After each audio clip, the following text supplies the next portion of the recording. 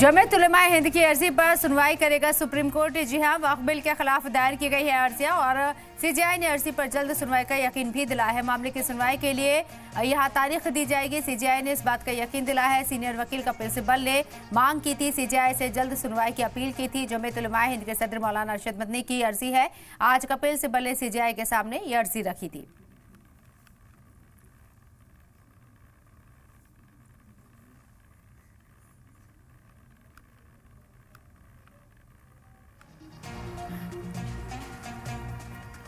मरकजी सरकार के जरिए वक्फ अमेंडमेंट कानून 2025 दोनों ऐवान में पास होने के बाद सदर जमहूरियत द्रौपदी मुर्मू की भी इस पर मोहर लग चुकी है, जिसके बाद वक्फ अमेंडमेंट कानून 2025 नया कानून बन चुका है।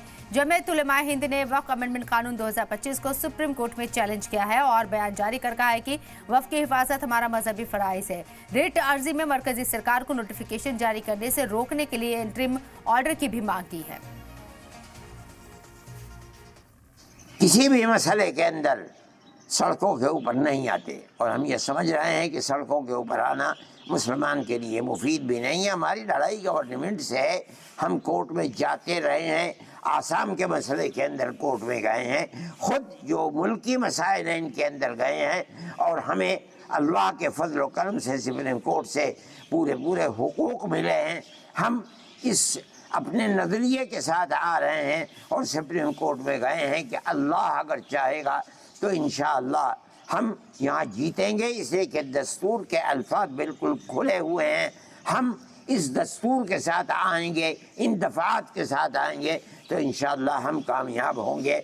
हम आवाम से कहते हैं कि जो हमने वादा किया था बिल्कुल इब्तदा के अंदर कि हम कोर्ट में जाएंगे, अल्हम्दुलिल्लाह आज हम कोर्ट में चले गए। हो सकता है कि हम अपनी इकाइयों से सूबों के अंदर कहें कि वो अपने अपने सूबे के हाई कोर्ट के अंदर भी जाएं। हम सुप्रीम कोर्ट के अंदर पहुँचे हैं।